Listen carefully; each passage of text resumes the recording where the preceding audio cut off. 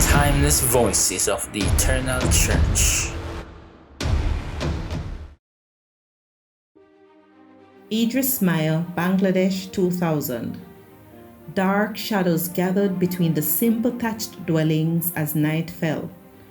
Edris, Miah left his supper, slipped into the night, and gathered with other men at the appointed time and place. It was time to put a stop to the traitor in their midst. In first world countries, people dated their letters 2000 plus. Celebrations marking the 21st century had come and gone. Computer technology and the wonders of email linked humankind as never before. Ecumenism and tolerance for religious plurality were smug bywords of Western democracies.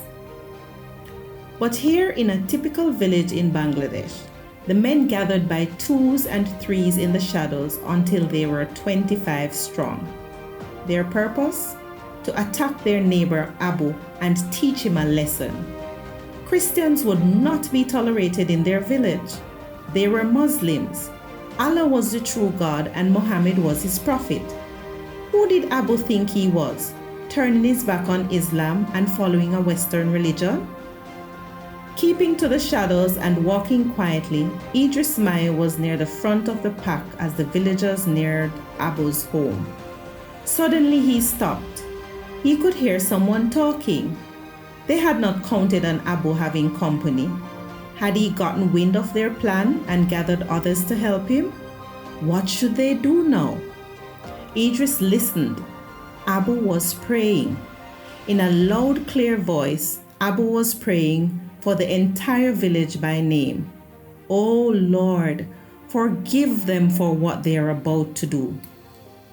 Someone has told Abu about our plan. Someone hissed in Idris's ear.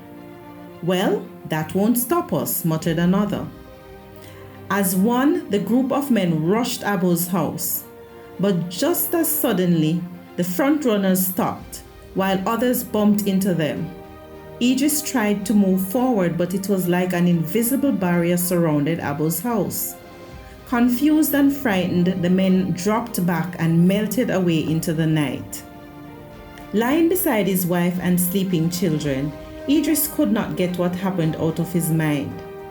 Wide awake, he kept thinking about Abu's prayer. Father, forgive them for what they are about to do. Did they really not know what they were doing? If Abu knew what they had planned, why hadn't he run and defended himself? What kind of God preached forgiving one's enemies? Beside himself, Edris got up and once more made his way to Abu's house. The house was dark and silent. Tentatively, then more insistent, Edris knocked on the door. A sleepy Abu opened the door. Edris, what are you doing here at this hour? Idris Miah had only one question. Tell me, who is Jesus? The two men talked for hours. As dawn lit the sky over the village, Edris returned to his wife and children. I have become a Christian, he announced. I asked Jesus to forgive my sins. Now I belong to Jesus. Jesus has saved me. Seeing the joy in Idris's life, his wife and children gave their lives to Jesus too. But within days, Edris was fired from his job. His children were forced out of school. But Edris was not bitter. No one can take away the joy of Jesus from his heart. And like Abu, he prays for his enemies because it was Abu's prayer that opened his eyes.